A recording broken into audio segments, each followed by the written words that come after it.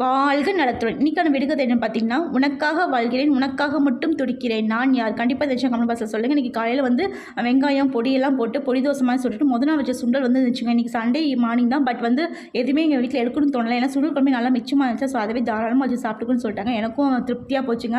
நம்மளுக்கு சமையலுக்கு வந்து இன்னும் கொஞ்சம் லீவ் விட்ட மாதிரி ஆகும் அப்படின்னு சுண்டல் குழம்புக்கு உண்மையில் தேங்காய் சட்னி தோசை வச்சு சாப்பிட்டீங்கன்னா அவ்வளோ டேஸ்ட்டாக இருக்குங்க.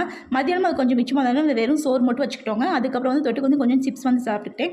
ஸோ என்னைக்காவது ஒரு நாள் இந்த மாதிரி சாப்பிட்டுட்டா ஒன்றும் பிரச்சனை இல்லை அப்படின்னு. ஏன்னா வீட்டில் வந்து நிறைய வேலை இருந்துச்சா. ஸோ சமையல் வந்து எனக்கு சிம்பிளாக பண்ணியாச்சுங்க. ஸோ நைட்டுக்கு வந்து திருப்தியாக வந்து 2 சட்னி வச்சு தோசை சாப்பிட்டுக்கலாம்னு விட்டாச்சுங்க. நைட்டுக்கு வந்து பார்த்திங்கன்னா தேங்காய் சட்னி, அதுக்கப்புறம் தக்காளி சட்னி வச்சு 2 தோசை வந்து சாப்பிட்டேங்க. உங்களுக்கு தோசை வந்து கம்மியாக சாப்பிடணும் ஒரு டிப்ஸ் வந்து கொடுக்குறீங்க. எப்பவுமே தேங்காய் சட்னி வீட்டில் அந்த மாதிரி வச்சிங்க அப்படின்னா வந்து நல்லா சட்னி வந்து நல்லா குழப்பி சாப்பிட்டோம்னா 2 தோசை சாப்பிட்டா நல்லா திருப்தியாக இருக்குங்க. இது ஒரு சின்ன டிப்ஸ் நீங்கள் கண்டிப்பாக நீங்கள் ஃபாலோ பண்ணி பாருங்க. எனக்கு எப்பவுமே தோசைக்கு சட்னி வந்து தொட்டு சாப்பிட பிடிக்காதுங்க. இந்த மாதிரி நல்லா குழப்பி அடிக்க தான் பிடிக்கும். நீங்கள் எப்படி சாப்பிடுங்க கண்டிப்பாக கமெண்ட் பாக்ஸ்ல சொல்லுங்கள். இந்த வீடியோ பிடிச்சிச்சு லைக், ஷேர், சப்ஸ்கிரைப் மறக்காமல் பண்ணிடுங்க. வாழ்க்கை